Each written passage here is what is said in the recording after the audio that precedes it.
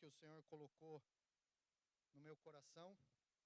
Vou colocar um cronômetro aqui porque eu tenho um pouquinho de dificuldade com horário, com tempo. Aí depois os pastores me chamam para conversar.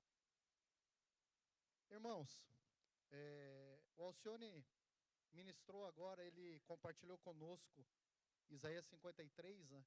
E ouvindo ele compartilhar aquilo que o profeta recebeu do Senhor, e veio muito no meu coração mostrando a graça, a misericórdia do Senhor sobre as nossas vidas. A misericórdia do Pai, enviar o seu Filho, passar tudo aquilo que ele passou, para que hoje pudéssemos ter acesso. Então mostra mais uma vez a graça e a misericórdia do Senhor sobre a sua igreja, sobre os povos.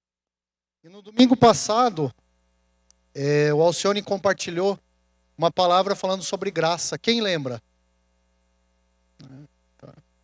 Foi uma palavra muito abençoadora, uma palavra com muita presença do poder do Espírito Santo. E ele usou um texto de João 13 no finalzinho da ceia, falando sobre a ceia do Senhor.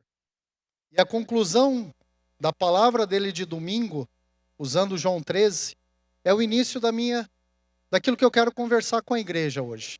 Então pedi para os irmãos abrirem a palavra em João 13, a partir do versículo 4 até o 10. Eu quero conversar sobre o livro de João.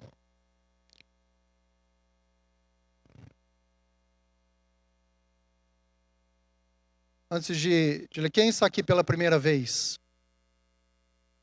Sejam bem-vindos. Fiquem à vontade. No finalzinho tem um café depois. João 13, a partir do versículo 4. Levantou-se da ceia, tirou as vestes e, tomando uma toalha, cingiu. Depois deitou água numa bacia e começou a lavar os pés aos discípulos e a enxugá-los com a toalha com que estava cingido. Aproximou-se, pois, de Simão Pedro, que lhe disse: Senhor, tu lava-me os pés a mim? Respondeu Jesus e disse-lhe: O que eu faço não sabes tu agora, mas tu saberás depois. Disse-lhe Pedro: Nunca me lavarás os pés. Respondeu-lhe Jesus: Se eu não te lavar, não tens parte comigo. Disse-lhe Simão Pedro: Senhor, não só os meus pés, mas também as mãos e a cabeça. Disse-lhe Jesus: Aquele que está lavado não necessita de lavar senão os pés, pois no mais todo está limpo. Ora, vós estáis limpos, mas não todos. E lá no versículo 37, depois que Jesus fala que ele vai para um lugar onde os discípulos não podiam ir com ele, Pedro diz: Por que não posso seguir-te agora? Por ti darei a minha vida. Respondeu-lhe Jesus: Tu darás a tua vida por mim? Na verdade, te digo, que não cantará o galo, enquanto não me tiveres negado 3 vezes. E o Alcione, ele compartilhou um pouquinho sobre a mesa do Senhor, sobre a ceia do Senhor no domingo passado. E eu quero resgatar algumas coisas que ele falou, e de extrema importância, para isso fixar novamente no nosso coração. Ele trouxe para nós aquilo que Jesus falou de um triplo aspecto daquele momento, daquela ceia. A atitude do Senhor Jesus em lavar os pés dos discípulos. O primeiro ponto é limpar a sujeira do mundo em vocês. É o primeiro ponto que Jesus estava fazendo. Mas vocês não estão totalmente sujos. Vocês estão com os pés e com as mãos. Que é a parte de vocês que está tendo contato com o mundo. Eu vou limpar vocês. Então a atitude de Jesus é limpar os pés e as mãos. E naquele momento, Jesus também estava trazendo um refrigério para a vida daqueles homens. Porque lavar os pés era um descanso para a vida deles. Eles não usavam calçados igual a gente usa hoje. Regiões pedregosas. Então com isso machucava os pés. E o Senhor vem trazendo um refrigério na vida daqueles homens. E o Espírito Santo, a água, a simbologia, a água é simbólica ao Espírito Santo. Ele vem trazendo refrigério para as nossas vidas também. E Jesus também ensinava para eles, para aqueles homens, que maior é aquele que serve. Pois a expressão de Jesus em lavar os pés era uma expressão de humildade. Aquele era um serviço do servo mais humilde de dentro da casa. O servo menos habilidoso, que ele era responsável por lavar os pés dos convidados. Então Jesus está se colocando no nível mais baixo naquele momento, no nível mais humilde, em lavar os pés dos discípulos. Por quê? Porque Jesus queria ensinar sobre amor, amar uns aos outros, como eu amei. É isso que Jesus estava ensinando. E quando nós olhamos a manifestação da graça do Senhor naquela mesa da ceia, a manifestação da graça, a misericórdia do Senhor Jesus, permitiu que um homem que iria trair Jesus sentasse naquela mesa, repartisse o pão com Jesus, comesse do pão, bebesse do vinho e fosse honrado por Jesus. É a expressão de graça, é a expressão da graça do Senhor. Nessa mesma mesa também tinha homens disputando poder. Senhor, quem é maior entre nós? Senhor, quem aqui vai sentar à sua direita? Quem aqui vai sentar à sua esquerda? Naquela mesa da ceia do Senhor Jesus. Nessa mesa, tinha um homem que permaneceu com Jesus e iria negá-lo por 3 vezes. Jesus sabia. Jesus sabia disso tudo. Jesus conhecia Judas, conhecia os irmãos, conhecia Pedro. E quando nós olhamos para o ambiente da mesa, o ambiente da ceia de Jesus, mas por causa da graça, todos eles puderam sentar com Jesus à mesa. Todos eles puderam ter comunhão com Jesus. Todos eles puderam repartir o pão, comer o pão e beber o vinho com Jesus.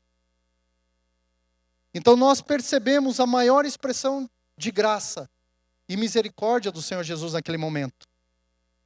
E nessa manhã eu quero compartilhar com vocês, eu quero falar sobre um desses homens que estava com Jesus. Um desses homens que experimentou a graça e a restauração de Jesus na vida dele. Eu quero falar sobre Pedro, um dos discípulos de Jesus. Quando nós lemos a palavra, percebemos que ele era o mais afoito entre os discípulos. Quando ele deveria falar, ele se calava. Quando ele deveria se calar, ele falava. O escolhido de Jesus, como todos nós, escolhidos pela graça. Pedro teve o seu momento de fraqueza e permanência em um ambiente que lhe propiciou a queda. No capítulo 18, a partir do versículo 15, eu vou lendo aqui, se vocês quiserem acompanhar, eu vou citando todas as referências.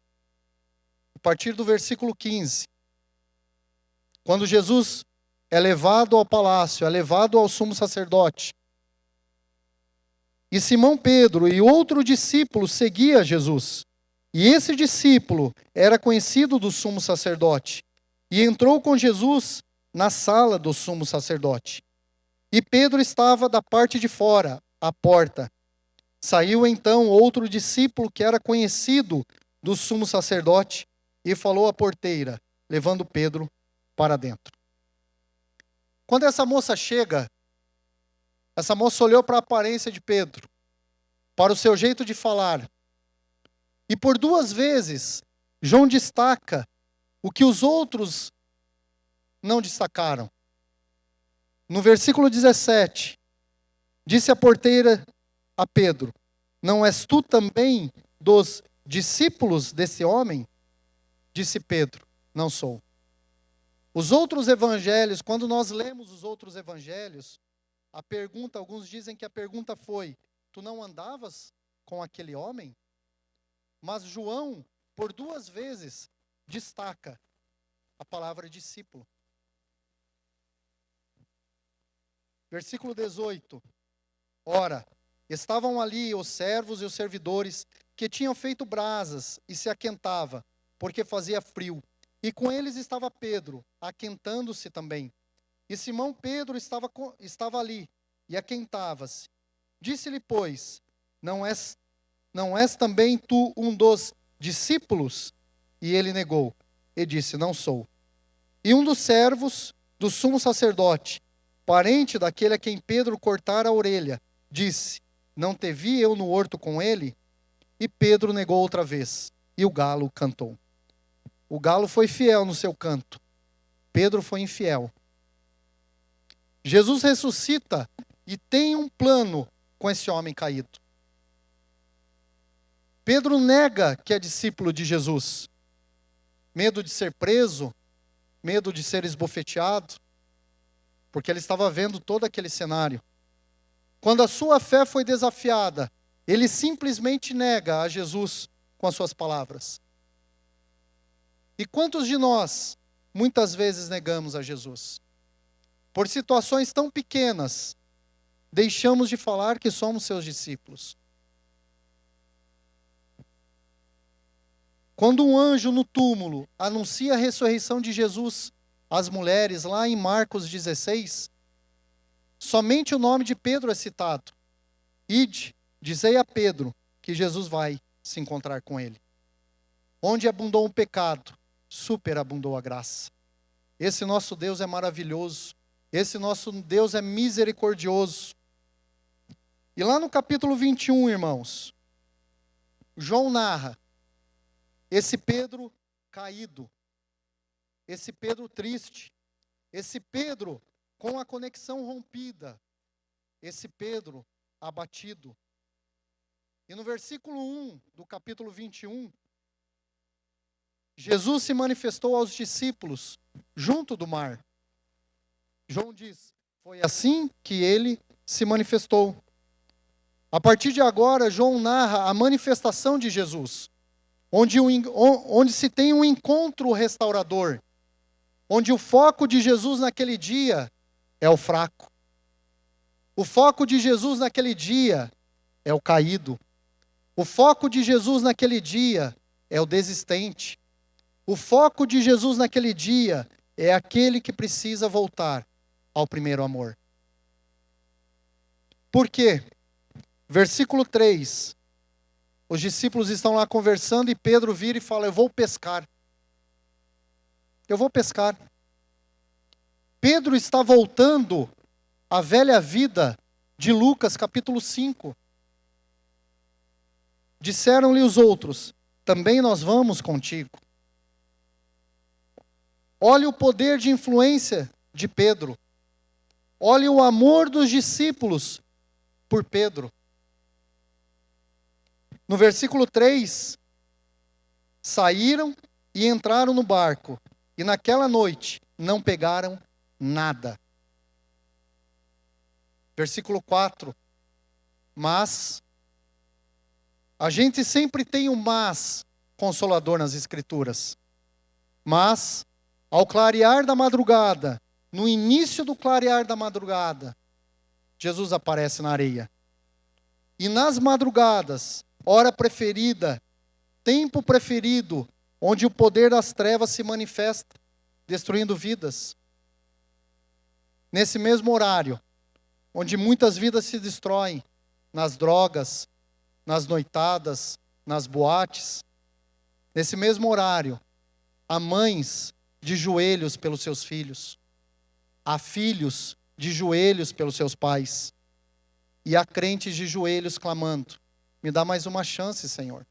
Restaura-me, levanta-me, cura-me.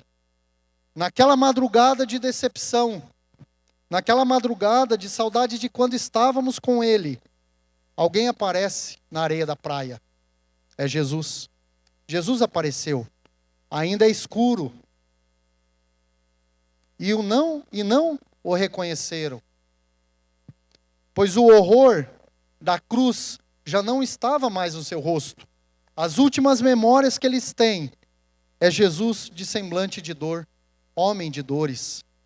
As últimas lembranças que eles têm é o Jesus com o rosto esbofeteado, sangrando, inchado, ferido pela coroa de espinhos.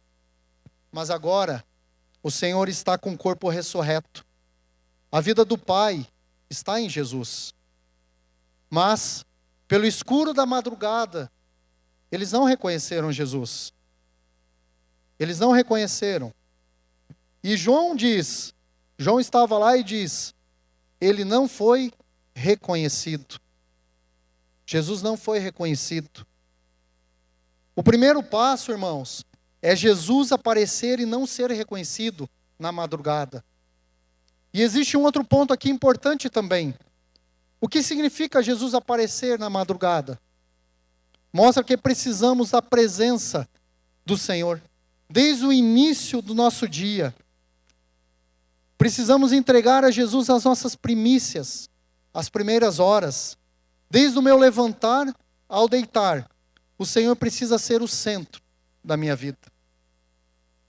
Pois muitas vezes, quando nós estamos abatidos, tristes, em um momento de sofrimento, é comum Jesus se revelar e não ser reconhecido.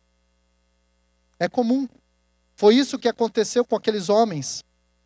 Eles estavam abatidos, tristes, aflitos. Jesus aparece e eles não reconhecem.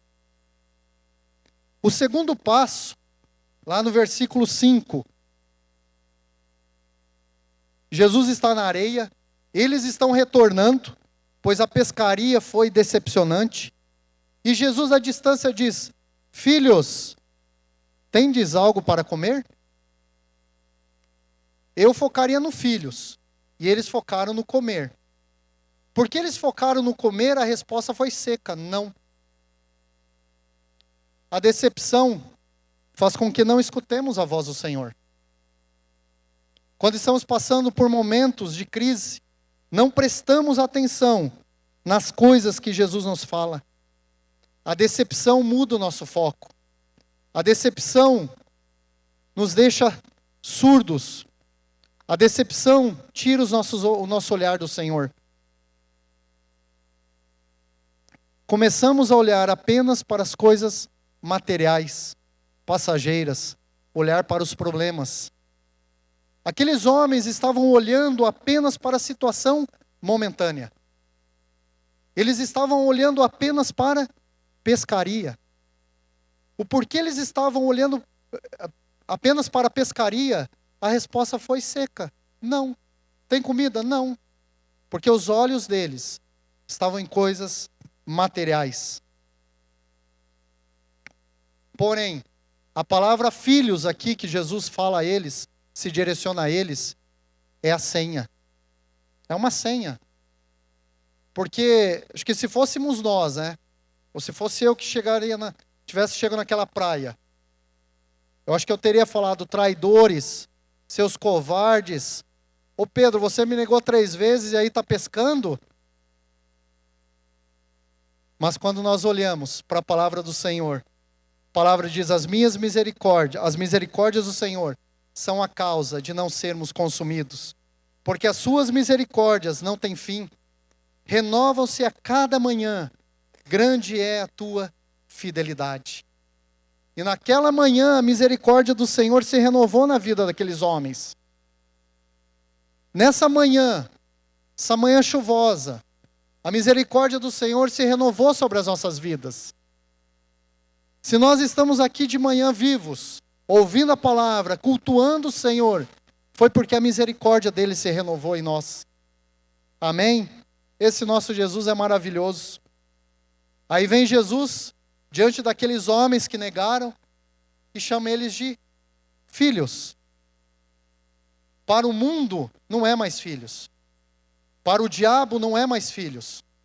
E se nós pegarmos essa passagem e conectarmos com Lucas 15, a partir do versículo 17, do pródigo entre os porcos, eu vou ler aqui para vocês. E, tornando em si, disse, quantos jornaleiros de meu pai têm abundância de pão, e eu aqui pereço fome?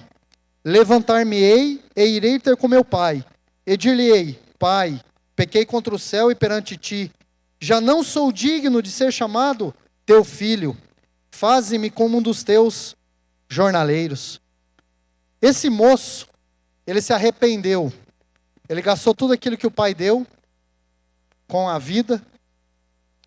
E ele se encontra no meio dos porcos. E de repente ele acorda. E ele fala para o Senhor, ele se arrependeu, falou: Senhor, eu não sou digno. Pai, eu pequei contra o céu, pequei contra ti. Já não sou digno de ser chamado teu filho. E ele levanta e vai até esse pai. E no versículo 21 diz: E o filho disse: Pai, eu pequei contra o céu, pequei contra ti. Já não sou digno de ser chamado teu filho.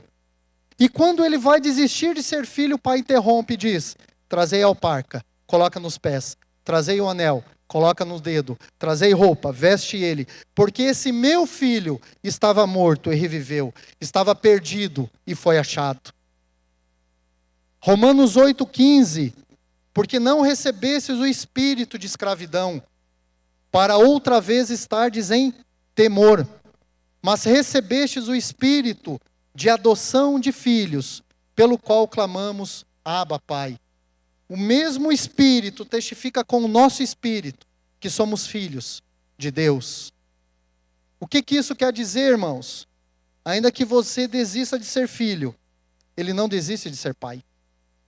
Amém? O pai interrompe o filho e diz: jornaleiro, o quê? Você é filho. É o mesmo Jesus que contou essa parábola. Chega diante daqueles homens que tinham traído Jesus, que tinham abandonado Jesus e diz: filhos, tendes alguma coisa para comer? E a resposta é: não. E aqui mostra mais uma vez a graça do Senhor. Lá da praia, Jesus diz a eles: lançai a rede para o lado direito. É a terceira senha. A primeira senha é ele chegar. A segunda senha é chamá-los de filhos. E a terceira senha é direção em meio às frustrações. Eu fico imaginando que aqueles homens dentro do barco, né? Eles eram pescadores profissionais. Acho que eles até questionaram, pois eles haviam pescado a noite inteira e não pegaram nada. Eles já tinham lançado aquela rede para todos os lados. Para a esquerda, para a direita, para frente, para trás, várias vezes.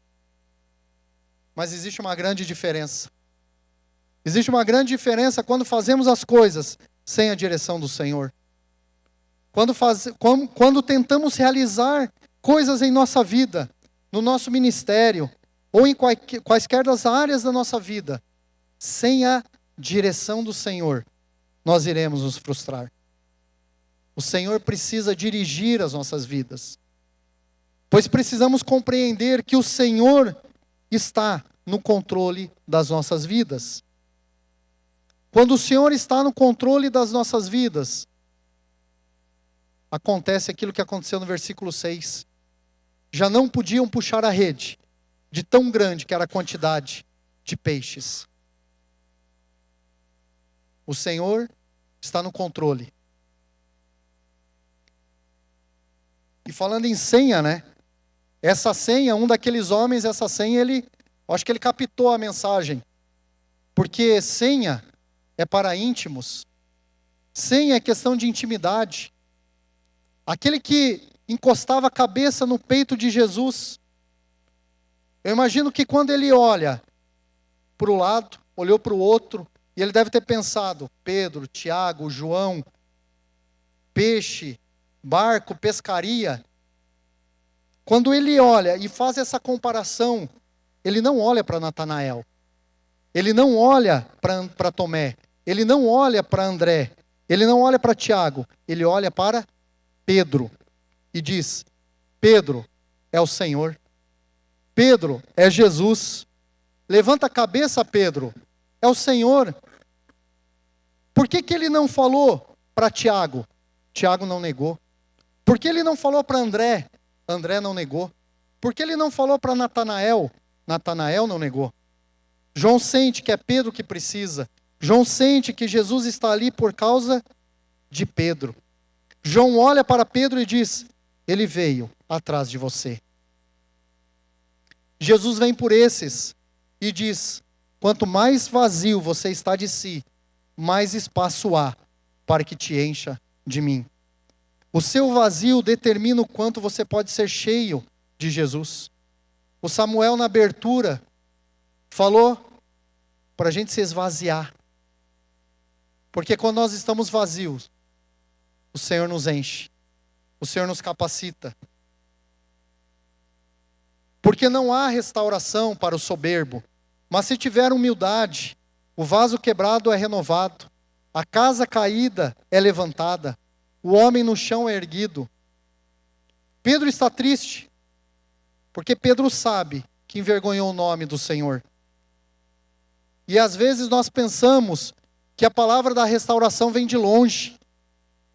Mas quem tinha a palavra da restauração para o caído, estava do lado dele. Quem tinha a palavra da restauração para Pedro, estava do lado dele.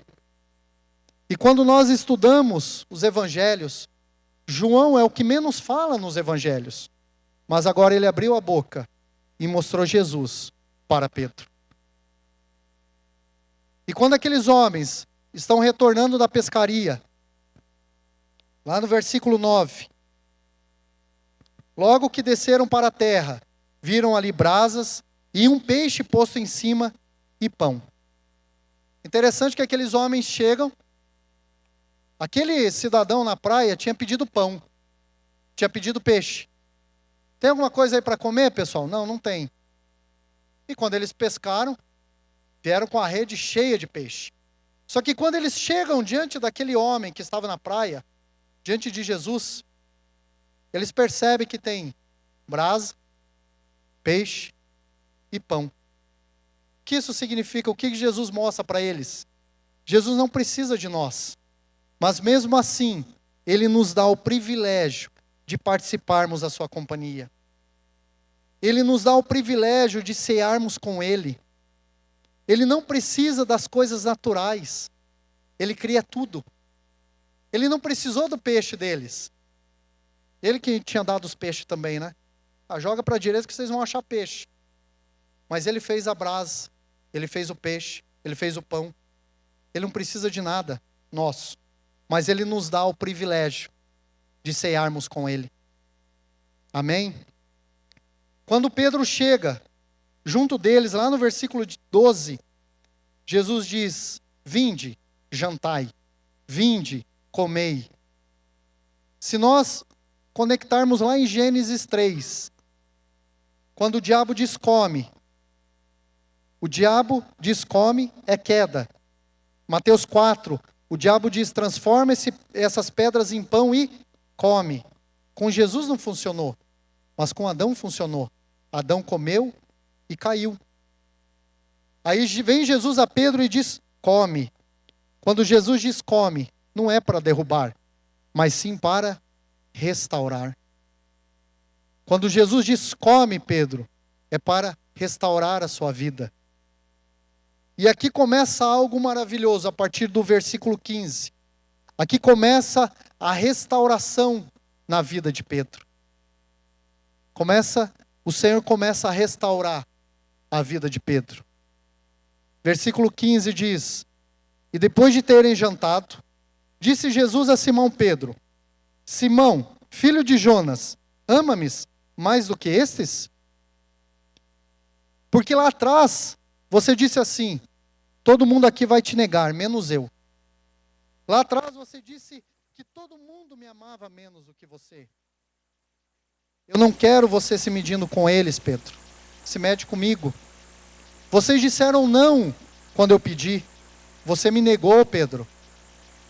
Eu te sustento. Come, Pedro. Pedro responde: sim, Senhor, tu sabes que eu te amo. Disse-lhe: apacenta os meus cordeiros. Se tu me amas, você ajuda a minha igreja.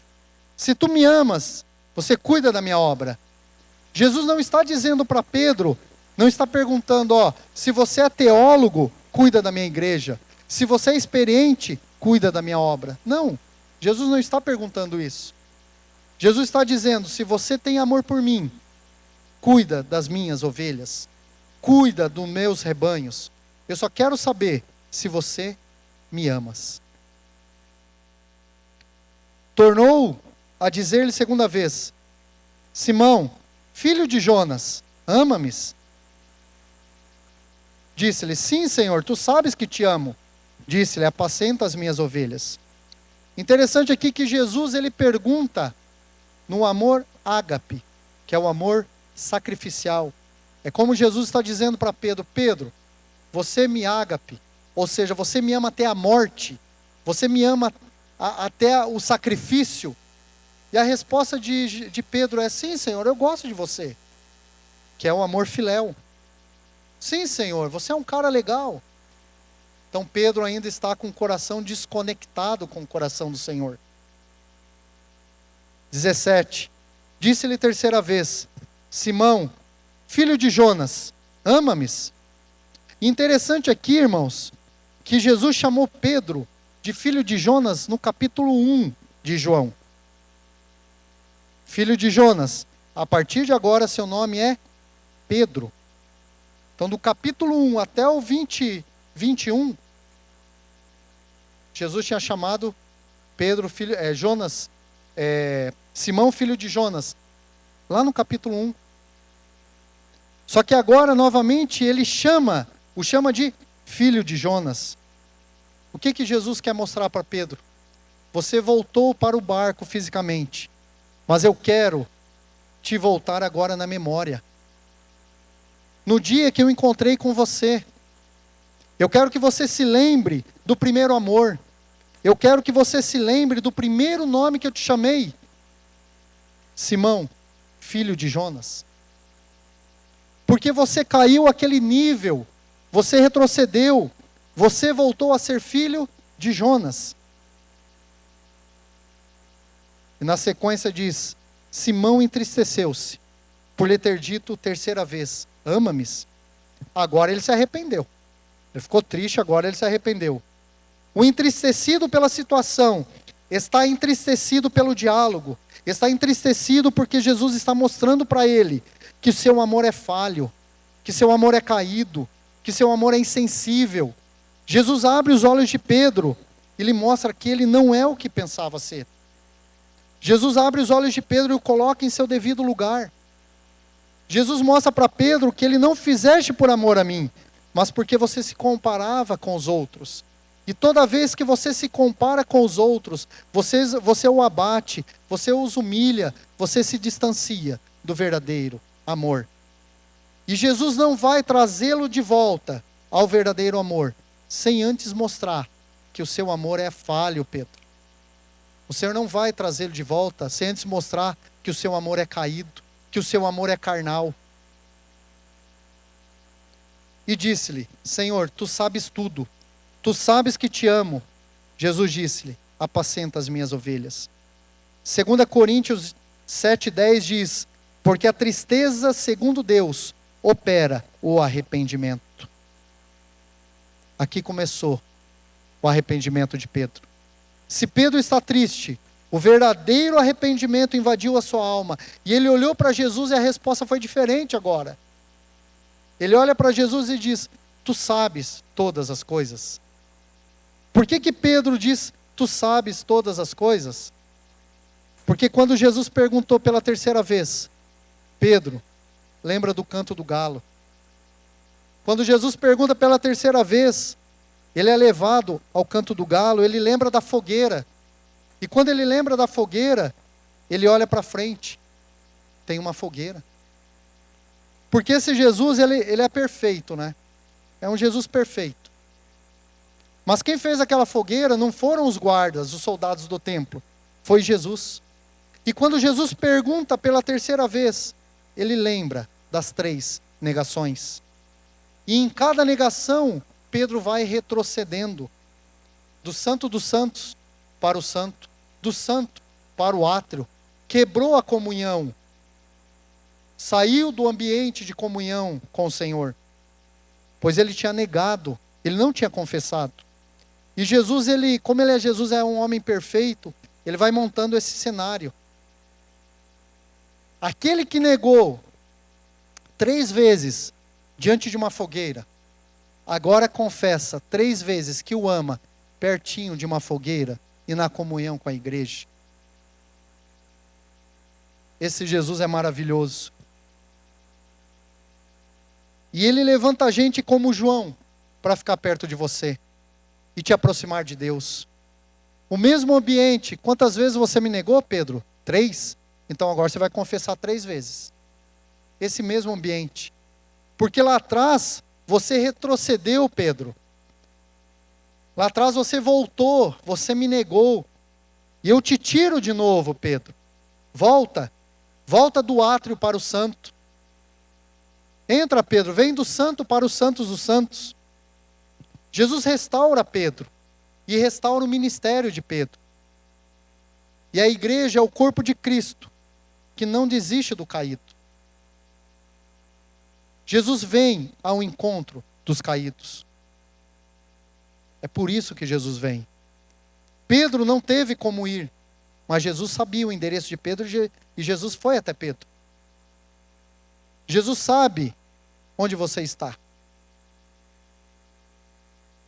Jesus, ele te encontra através de um João que está do seu lado, através de uma pregação, através de uma palavra. E ele entra na sua alma e diz: a glória dessa última casa será maior do que a primeira. Levanta-te, resplandece, porque vem a tua luz e a glória do Senhor vai nascendo sobre ti. E aos que estão aqui nessa manhã, fracos, desistentes, querendo voltar, Deus te diz: eu não desisti de você. Eu não desisti do teu chamado. Eu estou aqui por você.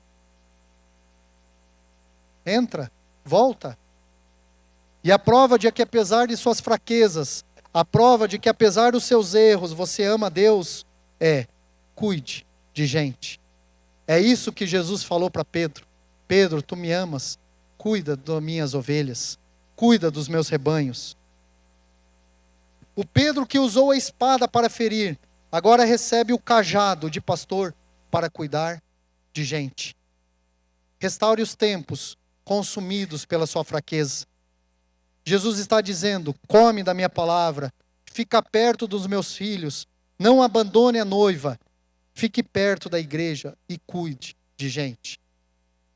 Porque o termo aqui apacentar significa alimentar. Ou seja, do jeito que eu te alimentei, Pedro, alimenta quem é menor que você. Quando nós lemos Elias fracassado lá dentro da caverna, o Senhor vai lá na caverna e diz: o que fazes aqui? Pedro, quando pensou que voltaria à velha vida, Jesus foi até ele. Tem quanto tempo que você não ora? A comunhão foi rompida? Tem quanto tempo que você não medita nas Escrituras? Está longe de Deus? Tem quanto tempo que você não congrega, não cultua, não participa da comunhão do Senhor? Está fraco? Está caído? A igreja está aqui, como João lhe dizendo: Jesus vem ao seu encontro. Jesus vem atrás de você. Jesus te dá mais uma oportunidade, uma nova oportunidade nessa manhã. Isso que eu compartilhei com vocês, meus irmãos, essa é a nossa história. Essa é a nossa história. Por muitas vezes nós negamos a Jesus. Muitas vezes nós traímos Jesus. Sujamos nossos pés, nossas mãos, nosso coração com a poeira desse mundo. Porém, o Senhor, Ele deseja lavar os nossos pés, lavar as nossas mãos, limpar o nosso coração, porque Ele é um Deus misericordioso. A graça dEle se renova a cada manhã. O Senhor Jesus deseja sentar à mesa conosco. O Senhor Jesus deseja repartir do pão conosco, repartir do vinho, ceiar com cada um de nós. Mesmo conhecendo o nosso coração, mesmo conhecendo que muitas vezes eu vou negá-lo, Mesmo conhecendo que muitas vezes eu vou traí-lo, o Senhor conhece.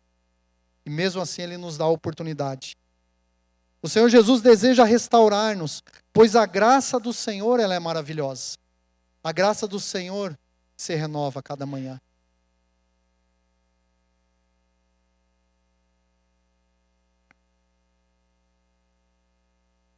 Amém? Se alguém tem se sentido dessa forma, dessa maneira, tem percebido que tem andado por caminhos, tem percebido que tem sujado seus pés, suas mãos, tem sujado seu coração, tem percebido que está com o coração distante. Se nessa manhã tem pessoas aqui pensando em desistir, pensando em retroceder, dizendo eu vou pescar, como Pedro fez. A igreja está aqui como João. Eu quero convidar você para que possa vir aqui à frente, para a gente orar por você, para a gente fortalecer a tua vida. Não se fique com vergonha, irmão. Não se envergonhe.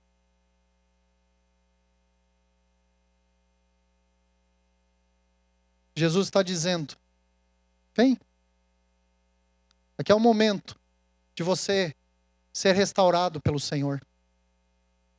Ser renovado pelo Senhor. Aqui é o momento do Senhor lavar os seus pés. Lavar suas mãos. Lavar o seu coração. Tirar a poeira do mundo. Amém? E como João revelou a Pedro, o Senhor, eu vou pedir para a igreja vir aqui na frente e revelar Jesus para esses irmãos. Para que possamos ser a igreja do Senhor, trazendo refrigério na vida desses irmãos. Deus, clamamos ao Senhor, ó Pai. Clamamos ao Senhor, Deus, pela Tua misericórdia. Clamamos ao Senhor, Deus, pela Tua graça. Porque o Senhor, Pai, derrama da Tua misericórdia todas as manhãs. E nós estamos essa manhã aqui, Deus, profetizando, Pai, cura na vida desses irmãos. Restauração na vida desses irmãos. Restauração, Pai, para aquele que tem caminhado por caminhos, Pai, que tem sujado seus pés, tem sujado suas mãos, tem contaminado o seu coração, Pai. Que nessa manhã, Deus, possamos receber do Teu refrigério, Pai. Que nessa manhã, Senhor, possamos receber, Pai, do Teu acalento, Deus. Receber, Pai, do Teu bálsamo sobre as nossas vidas, Senhor. Pois o Senhor nos dá o privilégio de ceiarmos contigo. Mesmo o Senhor conhecendo, Pai, o nosso coração. Mesmo o Senhor conhecendo, Pai, as nossas fraquezas. Mesmo o Senhor conhecendo que muitas vezes iremos te trair. Iremos te negar, Pai. Iremos disputar, Deus, quem é maior. Mas o Senhor tem a misericórdia. E o Senhor nos dá esse privilégio, Pai. E queremos revelar o Senhor. Que a Tua igreja revele o Senhor. Como João revelou na vida de Pedro. Para a honra e glória do Teu santo nome, Pai. Amém, Deus.